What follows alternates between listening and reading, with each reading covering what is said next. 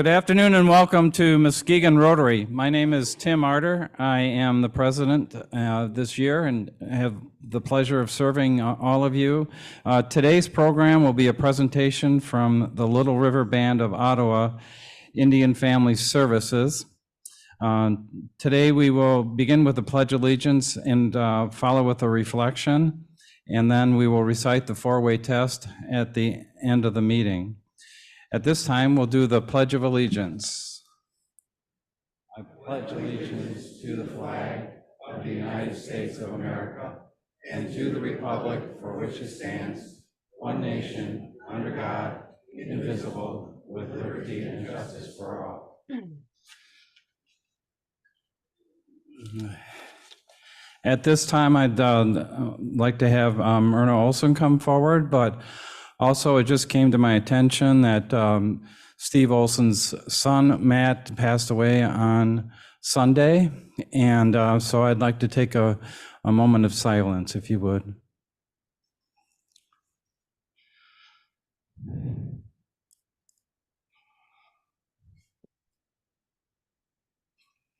Thank you. Myrna? Thank you, Tim. And for my reflection, I would like to share a poetry that I had written many, many years ago. And the title is The Farce of Living. Life's journey is but a dream that takes us to a fleeting destination, full of hopes and desires, but that can be resolved by progression and retrogression. The world polarizes in atrocities, enmities, grievances, and wars. But can we escape the hustles of life?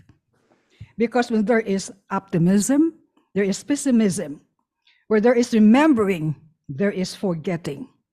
Where there is sharing, there is greed. Where there is love, there is hatred. Where there is joy, there is sorrow. Where there is humility, there is arrogance. And where there is living, there is dying. Thank you.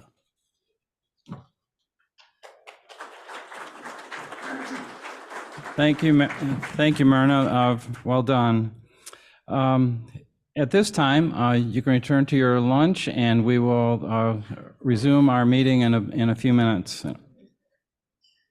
That have guests today or visiting Rotarians, if you come forward to introduce our guests here today.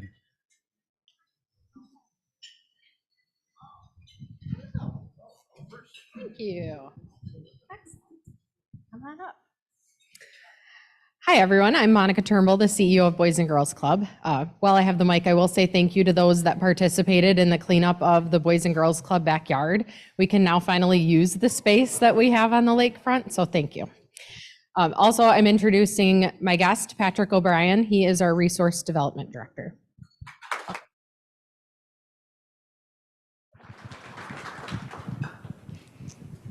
Hello, I am Amy Seymour, and I'd like to introduce my husband, Brad, and my daughter, Peyton. They're here today. Okay,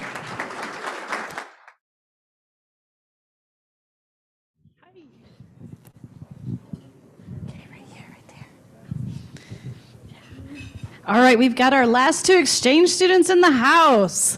Yay, they've arrived. So, Apolline from Grenoble, France. And then Laura from Tres Corações, got it, Brazil. So Apolline will be going to North Muskegon High School, and Laura will be going to Oak Ridge High School. So, and Amy is Apolline's counselor, and Alex Susan Line is Laura's counselor. So welcome, welcome.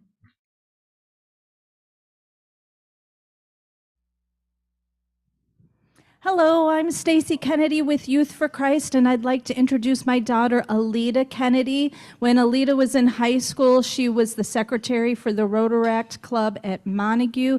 She also went to Life Leadership, and she also went to El Salvador with the infamous John Noling and Esther Rico. And on Saturday, we drop her off for her sophomore year of college, where she is a double major and hoping to be a CPA.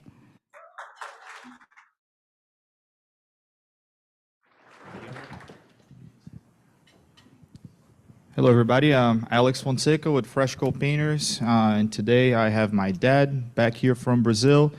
He's semi-retired as a lawyer back home, but relocating to Muskegon. So, yeah, looking through. All right. We got to hit our marks, Josh. Tom Palmer here. This is Josh Watson of Compass Health and Wellness. He does health coaching, helps people just be accountable to their own health. Everyone wants to be healthier. He helps them focus on that. So please welcome Josh.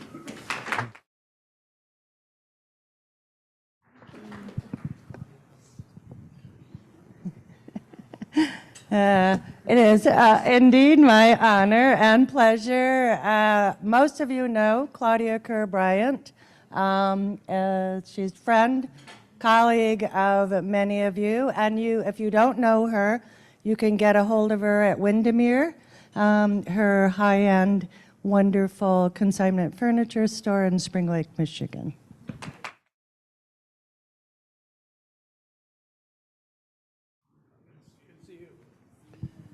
Jim Fisher.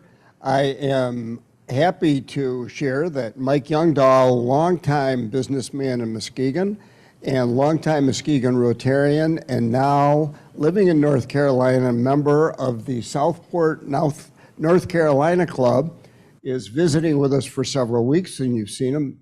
Mike? It's a big club of 30 with an average age of 80. It brings back the fountain of youth for me. And I'm also really excited to share with you that Jackie Fisher is back in the house, sitting at the front table.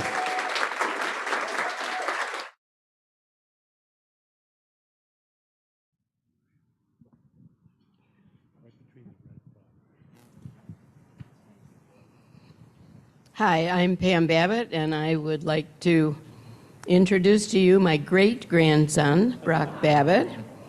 And he is going to North Muskegon High School and interested in Rotary.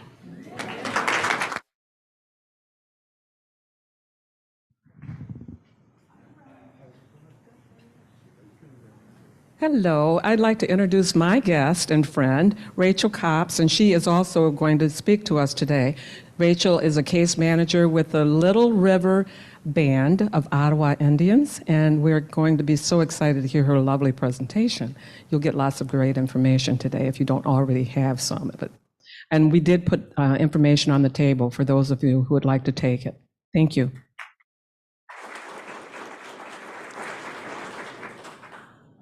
Aslan, I don't know if you have your materials with you, but Aslan's going to be introducing our speaker today. So,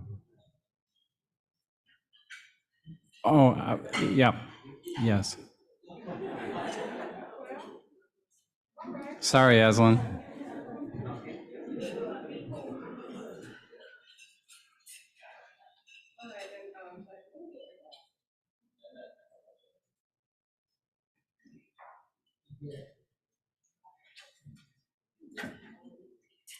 And I would like to make it known that my 2 minutes that Tim gave me does not start until I actually start talking about my guest. Okay. Well, I just introduced her, that is Rachel Copps, just a moment ago. So you all know that she's our presenter today, and she's presenting on lots of information on the Little River Band of Ottawa Indians. I think I said that correctly. She's a case manager, and I have a short bio I'd like to speak to. Rachel Copps with the Little River Band of Ottawa Indians is a case manager, and she's also a graduate of Muskegon Community College right here in Muskegon, and a graduate of Grand Valley State University. Rachel is also pursuing her MSW starting in the fall of 2024. Yay, Rachel. And she has been with the Little River Band for about 2 years. Her past employment includes Holy Cross as a foster care home licensing worker, Samaritas as a family's first worker, and she was a sales lead at Lakeshore Fitness Center. Rachel has been married for almost 25 years. She has 3 children, 3 lovely children, and a dog. Rachel enjoys spending quality time with her family, going to her children's extracurricular activities, camping, reading, and watching crime shows. Ew. Learning and growing personally and professionally, giving others a leg up, and getting others connected with the community resources are some of Rachel's passions. She is a great supporter and champion of mental health efforts, and it is another of her passions. I might add that I just met her, Rachel, well, probably 4 or 5 months ago. She took me on a tour of the facilities, which are right around, just off of Harvey, right by the Goodwill, and sort of connected, I don't think it's really connected, but towards the back. And it's an amazing place where they offer a lot of resources, education, and supports to the tribe. And I thought, wow, this is amazing. I just want to make sure that the rest of us have a glimpse, or at least to know what's in our own backyard that we don't necessarily get to see. So here today, help me welcome Rachel Copps.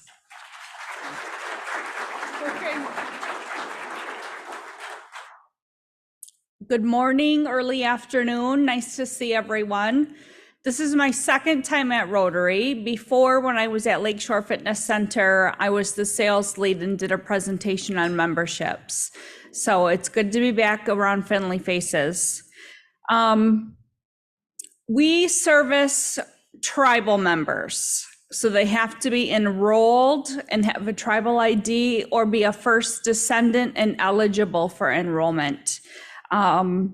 Membership is currently closed right now unless you are adopted out and are coming back to the tribe. And then the other thing is you must be at least a quarter or more blood quantum. So this is our vision statement. Basically, our overall goal is to be self-sufficient. Teach our individuals and families how to become self-sufficient, whether that's through supporting them, making phone calls, making appointments, maintaining appointments, meeting them at their appointment, and helping them ask questions at with doctors or mental health providers, or just clarifying things they may not understand.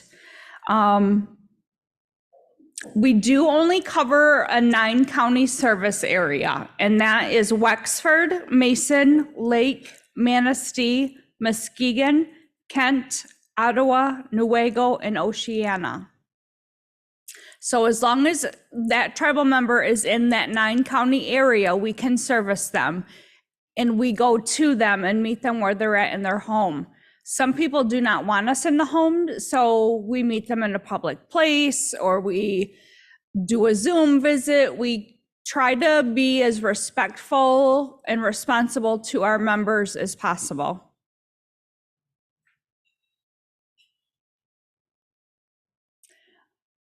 This again just talks about our focus and the overview, being effective, being respectful, being responsible, putting our tribal citizens' capabilities at the forefront of how we teach them. So right now I have a couple people that are cognitively delayed, and I'm trying to teach them how to budget. So one of the things I did was I bought play money, like Monopoly money, and coins. And that worked out so much better budgeting her money than just writing it down and saying, do this. So having that tactile ability really helped. Okay, so one of our other main goals is to maintain and preserve the Native American family. And that goes back to the Indian Child Welfare Act and MIFPA, which is the state guidelines. So which one is ever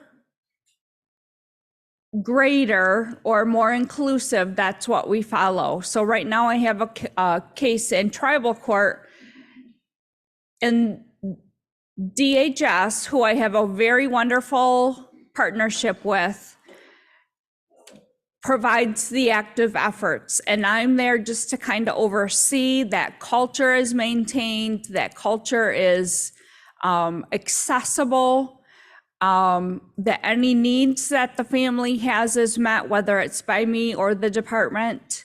And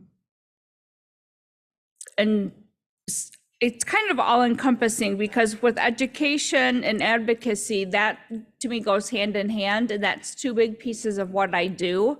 So it's walking with a mom through getting her son enrolled in special ed at school. It's also teaching her when to follow up with phone calls, when to follow up with the next level or the hierarchy of administration.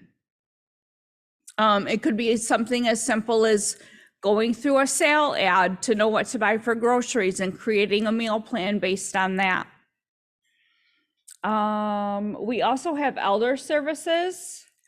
So this is just a breakdown of all the services that we can provide.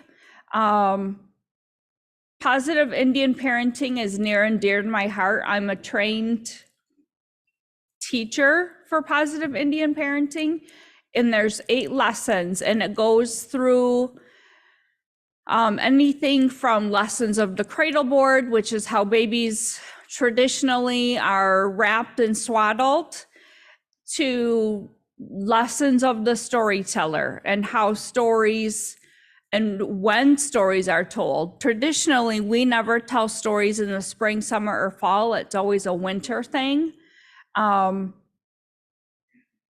So a lot of those teachings go into Positive Indian parenting. Family Spirit is our birth to 5 years old program, so that educator can follow the family from prenatal until the children are 5 years old. They do a lot of the same things I do, just more in depth. They also go to the home. They can also service non-natives and non-Little River families. I only service Little River families.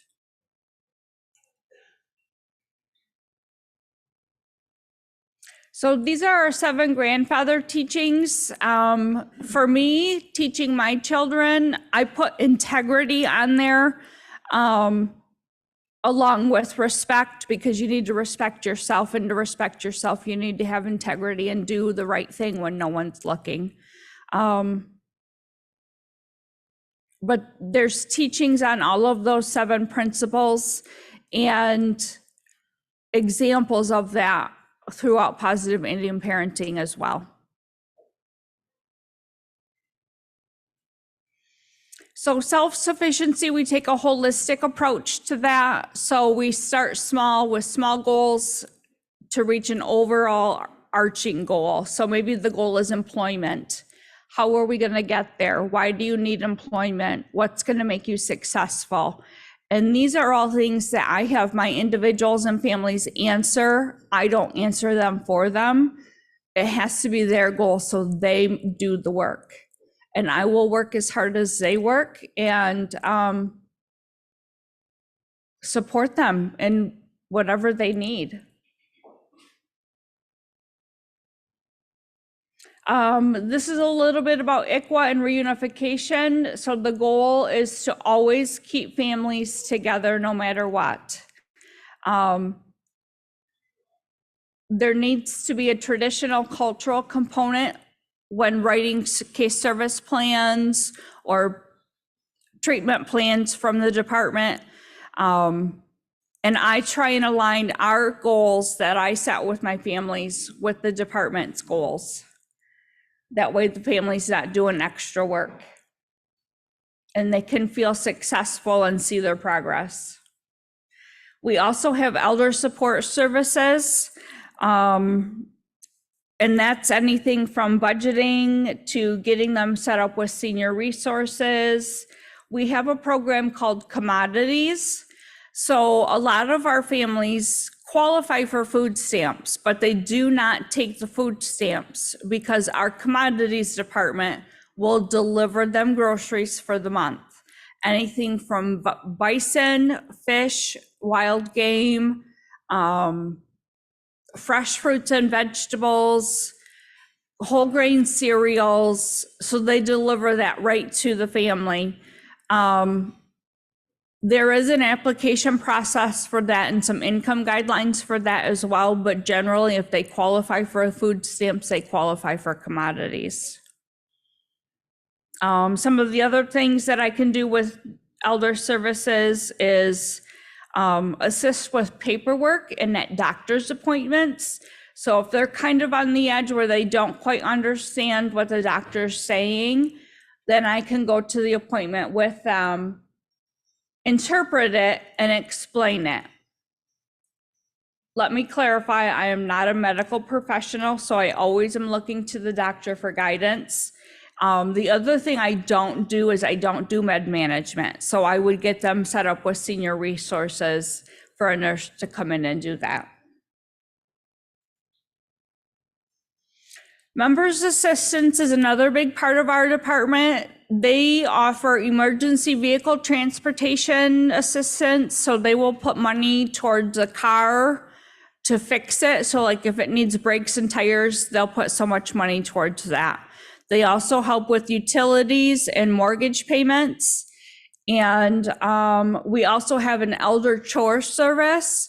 So the elder can apply for this $400 grant and use it like to power wash their house or clean up their leaves twice a year or snow plow their driveways.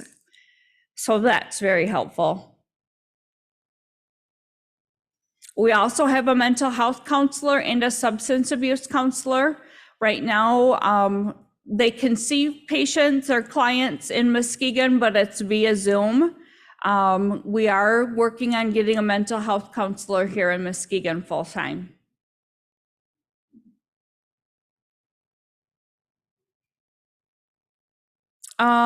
So just education and assistance, I like to call that advocacy. I try and teach my individuals and families how to advocate for themselves. So posing questions to them like, what would you like to know? What do you already know? How could you phrase that? A lot of my individuals come across very brusque and have a hard time with that social interaction.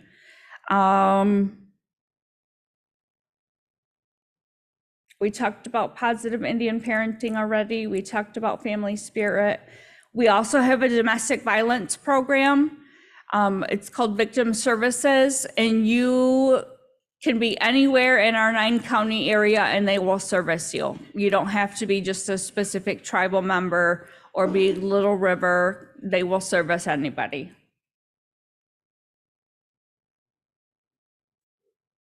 And here's our contact information. There are some of my business cards on the table, as well as a brochure about family services, more in a nutshell. But if you have any questions, feel free to reach out.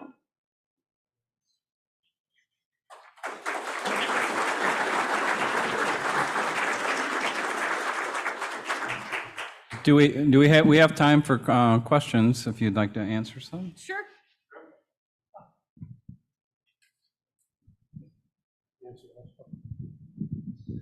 Thank you for joining us.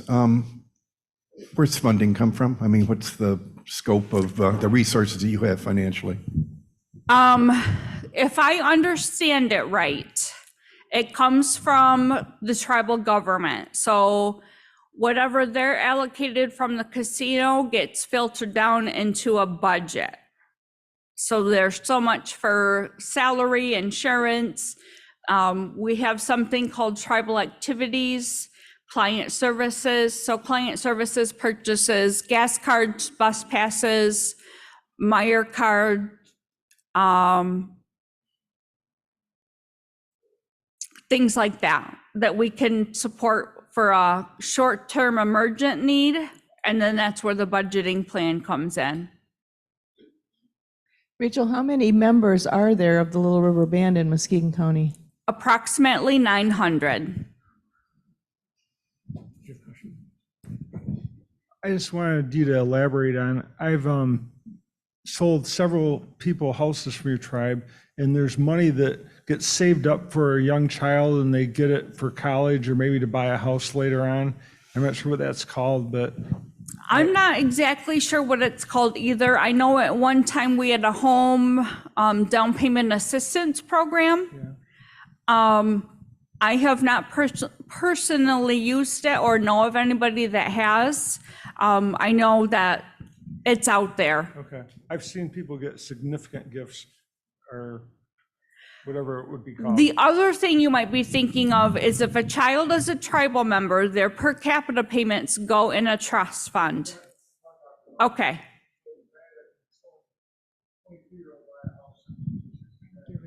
Yep. Yep. When they turn 18, they get that money. Ms. Cobb, my question is, suppose I get married to a member of the American Indian tribe, do I automatically become a member of the tribe, or is there a process which I have to go through in order to become a member of that tribe? Neither. Which is unfortunate. That doesn't mean, so if you were to marry into the culture, you could participate in any activity, you could go to powwows, you could have regalia. To me, what's in your heart is really where your culture is at. You would not be eligible for per capita payments. Like if your husband passed away or your wife passed away, there's a bereavement fund to help pay for funerals. You would be eligible for that. But you don't join the tribe, so to speak. Last question. Hi, Rachel. Thank you for your help. My name is Irma. I'm Rosebud Sioux of South Dakota, and I specialize in the Indian Home Loan Section 184. All Little River members receive $5,000 down payment assistance, one time only in their lifetime. Just to clarify, some funds available for housing. Yeah, perfect. Well, excuse me. Well, thank you very much for coming today. And we provide an honorarium to Shelter Box, a disaster relief partnership that Rotary International has with this organization, and we will be giving an honorarium to that organization on your behalf for your presentation today. Thank you.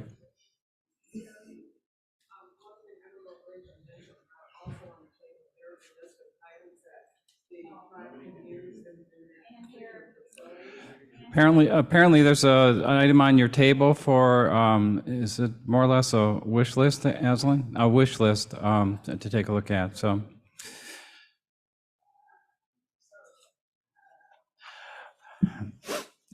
Excuse me. At this time, we're going to have a membership vote to support and endorse the Rewind Club, being formally recognized as a Rotary International Satellite Club. Our members received a club runner email on Wednesday, August the 14th, summarizing the underlying reasons for Rewind pursuing a formal Rotary International Satellite status, the requirement for the Muskegon Rotary members to vote to endorse and approve, and our board of directors unanimously voted to recommend Muskegon members endorse and approve this Rewind application. This time I ask President-elect Dave Alexander to come forward to make a motion.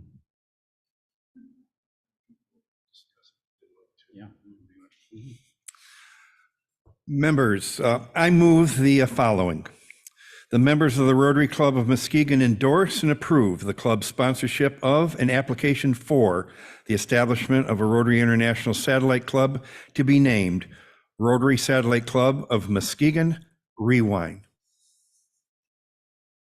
Okay, I need a second. We have a second. Aslan, thank you very much. And is there any discussion at this point? Okay, hearing none, we'll take a vote at this point in time. Those all in favor, please, members, raise your hand in support. Thank you. Opposed? Being none. I acknowledge that there's a unanimous vote, and thank you very much.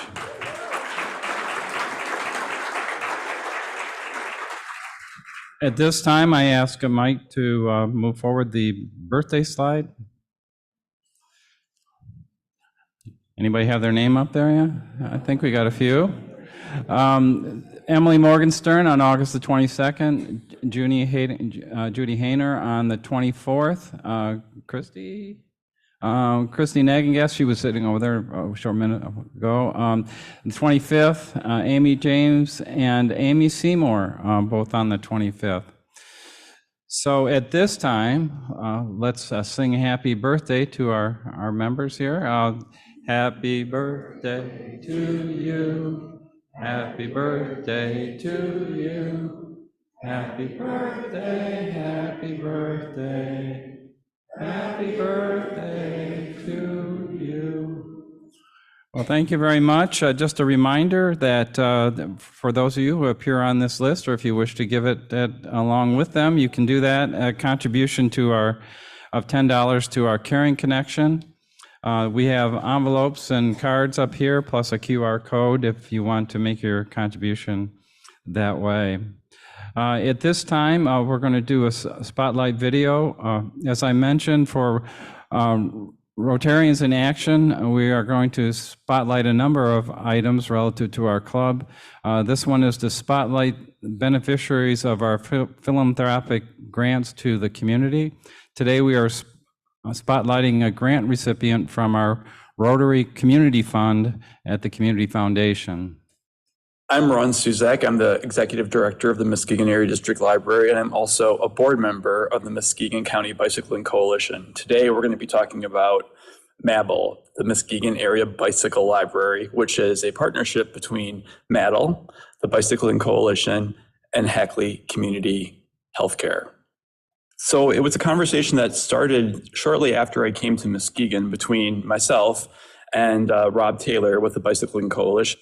We started talking about what are some of the needs, particularly for the city of Muskegon and also the Muskegon Heights community, and transportation as a need really rose to the top of our conversation. And we were trying to brainstorm, what could we do to help alleviate some of those barriers? And this idea of a bike library started to formulate. And we had a conversation with Mike Weeses at Hackley Community Care. And before we knew it, we had a partnership in terms of a facility to be able to host the bikes. We worked with the city of Muskegon Heights to figure out a way to lend the bikes to that community as our base for the program. And before we knew it, we had a lot of people interested in helping out. We have multiple, sometimes as many as 30 people who volunteer on a Saturday morning to help prepare the bikes that are donated to the coalition. So we applied for a Rotary grant, which we were lucky to receive. And that grant really helped provide seed money for purchasing equipment to help repair the bikes that are donated to the coalition, again, to get them serviceable, to make them safe, and to get them checked out to the community members. So that commitment from Rotary was really essential in terms of helping us fund the beginning of the program. And when people check out a bike, they not only get a bike, but they also get a helmet and a lock. And there's an educational component too that takes place about safe cycling, and it really falls into one of the major things the coalition is trying to accomplish, and that is to create Muskegon that is bicycle friendly and creates a culture where people can safely bike on the streets.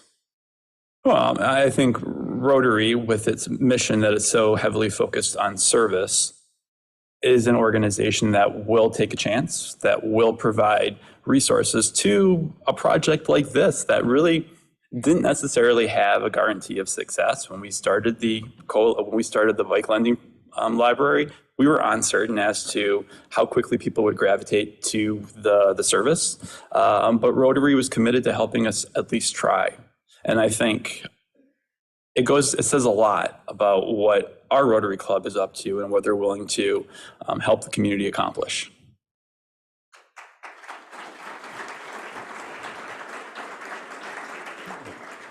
So thank you very much, Muskegon Rotarians, who are doing service on a daily basis, and I think this is a good representation of what we're doing for organizations in the community. At this time, I'm going to call upon Meredith to come forward. We're going to be awarding a Paul Harris Award today. Thanks. Good afternoon. In 1957, Rotary International established the Paul Harris Fellow Award to honor Paul Harris, one of the 3 founders of Rotary. Rotary created this eponymous award to express appreciation for the financial support of the humanitarian and educational programs of the Rotary Foundation. This award is one of Rotary's most prestigious honors. Today, we will honor a deserving individual who also dreams good dreams and makes them come true. To help with this presentation, I invite Marianne Gorman to come forward and tell us about our honoree who will join the worldwide ranks of Paul Harris Fellows today. This is a real honor for me. It's special. Michael B. Seymour, known to most of us as Brad, was drawn to aviation at an early age. He was influenced by his 2 grandfathers. One was a pilot in the Civil Air Patrol, and the other one of few enlisted pilots in the military. But Brad was discouraged from pursuing a career in flying, so he enrolled and graduated from the University of Illinois with a degree in finance. He got a job in his field, but his dream of flying was still in his heart. He took lessons and earned a private pilot's license. Hoping to become an airline pilot, Brad joined the Air Force, where he worked on B-1B supersonic bombers while stationed in Texas at Dyess Air Force Base. Subsequently, he became a flight engineer assigned to the military's biggest transport plane, the C-5. Brad and his crew delivered cargo and passengers all over the world. The flights could also be sobering. Sometimes their precious cargo were deceased members and soldiers. Brad remained in the Air Force until 2001 when he transitioned to the reserves. However, 2 weeks later, on September 11th, he was called up for active duty. He was assigned to a crew moving supplies and people across both the Atlantic and the Pacific into places like Afghanistan. Brad was on active duty for most of the next 10 years, but he also worked as a civilian. Interestingly, he took time to attend Grand Rapids Community College and earned a nursing degree, and subsequently worked at Hackley Hospital and also at the Poppin Hospice residence. Still attached to the National Guard and seeking a promotion, Brad shifted into the only full-time spot open to him at the time, that of Air Battle Manager, and he was deployed for a second time to Ramstein, Germany, to work for the Commander of Forces in Europe and Africa as part of an around-the-clock reporting team. In 2020, Brad began his final 4 years in the Air Force, all of which would be spent at Ramstein, largely apart from his family, including Amy, his wife of only 3 years, and her 2 children. To make it work for them, they both crossed the Atlantic multiple times so they could be together on holidays, celebrations, and family milestones. On his retirement as Senior Master Sergeant this past June, the Air Force recognized and cited Brad for his service. That included distinguish himself as a Chief of Combat Operations, Technician Manager with the 603rd Air Operations Center, which managed the daily execution of operations in 2 combatant commands covering more than 32 million square miles. Leading a team that provided 24-hour command and control of the execution of 130 daily defensive attacks, including the combined NATO response to the Russian invasion of Ukraine, and participating in a hostage recovery, providing oversight of intelligence, surveillance, and close air support, resulting in the individual's rescue with no friendly fire casualties. In all his years of military service, Brad is most proud of his participation in humanitarian relief.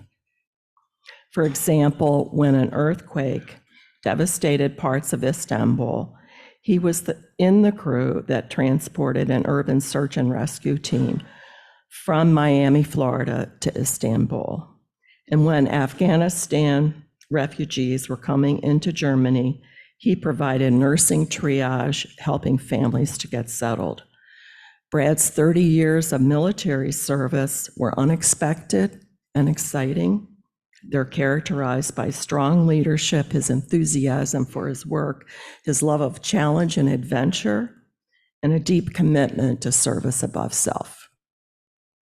Now settled back in Montague, Brad is looking forward to returning to his nursing career and spending time with Amy, his family, and friends. He recently volunteered as a nurse at the Harbor Hospice Camp Courage for bereaved children, and he's eager to participate in Harbor Hospice's We Honor Veterans program, which recognizes the service of hospice patients who have served in the military. He continues to look for opportunities to give back. Congratulations, Brad, well done. And please accept this Paul Harris Award, which is a gift from your wife, Amy.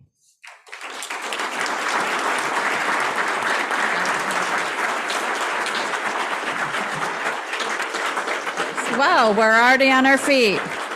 So today, my fellow Rotarians, we move closer to a more peaceful world as Brad becomes a Paul Harris Fellow. I'm going to ask for his family to come forward. We're recognized today as a Paul Harris Fellow in special appreciation for how your life exemplifies the humanitarian and educational objectives of the Rotary Foundation. You were designated to receive this recognition from your wife, Amy.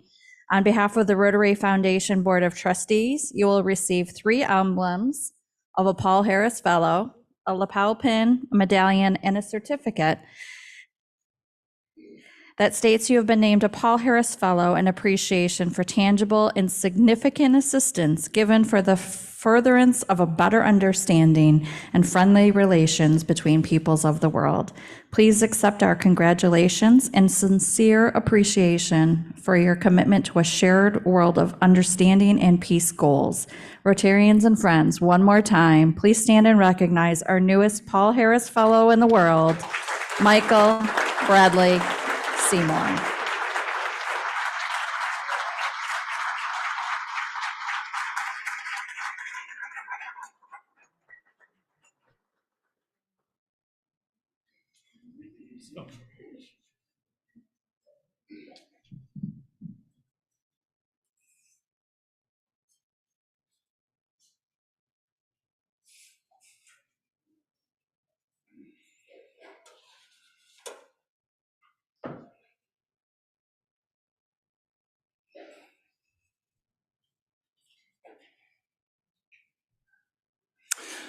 Well, thank you. Very an outstanding presentation.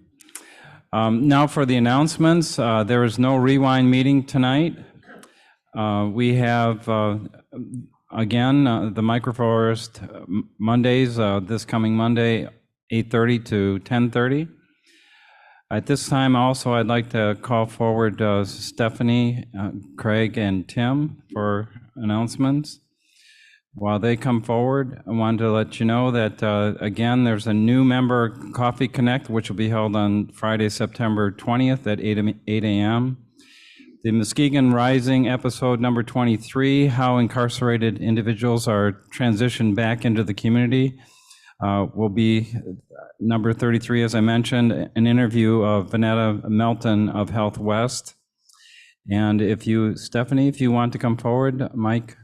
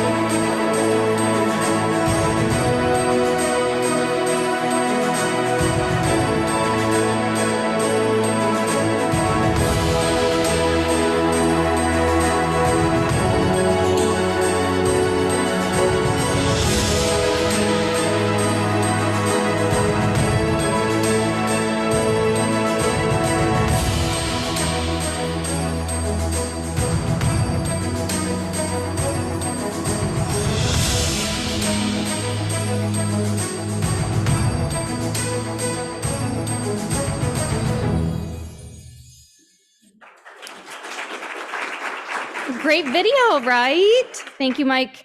I'm Stephanie, and I am on the sponsorship and silent auction committee for the Harvest Fest. It's going to be here before we know it. I know we all felt that fall weather earlier this week, fall temps. We're really looking forward to this year's event, and we all know that the funds are going to go for the Rotary Foundation, Sims students, and Baker College Rotaract Club. It's imperative that we not only get attendees to the event, but also sponsorship support.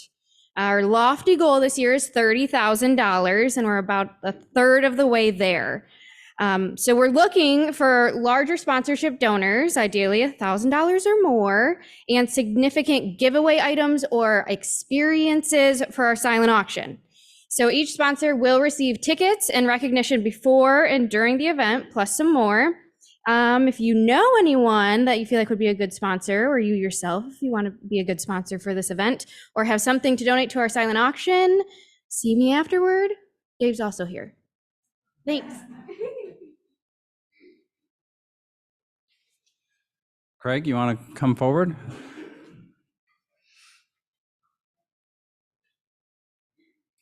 Good afternoon. I hope everyone's recognizing me. You're going to see me a little bit off and on throughout the time. I work with the Rotary Youth Exchange, and if you look at the table right over here with Christy and our Youth Exchange students, the programs that the Rotary Club produces is incredible. The students that go have to pay about $5,000 to go overseas. We have a Rotary Youth Exchange auction that our program puts on. What we do is collect funds, or not funds, but donated items from everybody here. We put them on Shoreline Top Bid Auction. We auction them off, and the funds go to the Rotary Youth Exchange. Our auction is going to be October 2nd. We'll be picking up items from August 26th through September 6th. The names are on this. We're in the rim. Any items that you could donate for the auction. We generated $1,200 last auction. I'm hoping to produce over $3,000 this auction. So any support we can get from you, look in your garages, your closets, we're coming to pick it up for you. Thank you. Tim?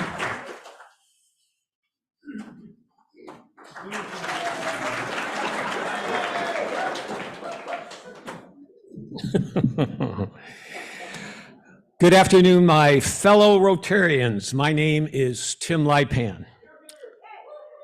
Thank you. On behalf of the great state of Michigan and Muskegon, the jewel on the lakeshore, the home of District Governor Brianna Scott, the home of past President Ginny Sprague, in the home of the current president, Tim Arter. The Rotary Social Committee proudly casts 100% of its votes for a party at Adelaide Point.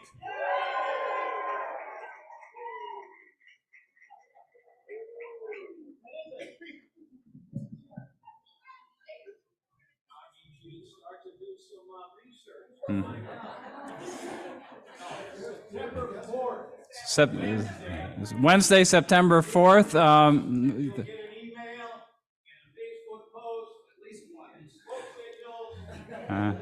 I think it's also a Sign Up Genius, and we've had our initial one go out. Yep, so it's already out there. So get it on your calendar quickly because it's just a short time away. September is just around the corner. One last announcement or request. Pam Babbitt mentioned to me before the meeting that last week she had a Paul Harris pin on and the front of it came off. And if any of you happen to notice it at that time, you can bring that forward after the meeting. So that's the last announcement I have. At this time, we have, is Josh here? Okay, there's Josh. Josh, is going to handle the raffle.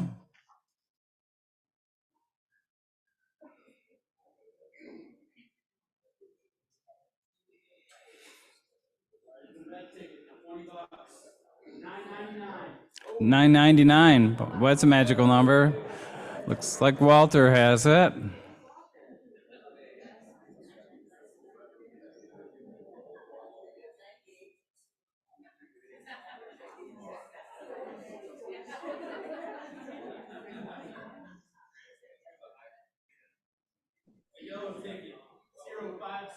Zero 56. Monica?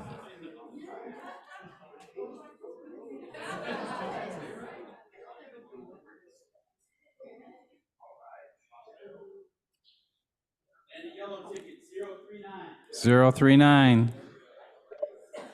Oh, they're Doug.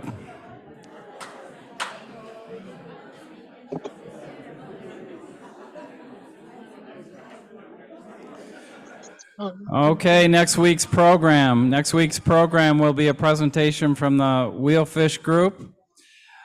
At this time, would you please rise to recite the four-way test? Of the things we think, say, or do, is it true? Is it fair to all concerned? Will it build goodwill and better friendships? Will it be beneficial to all concerned? Well, thank you very much. Have a great week, a great weekend. We're adjourned.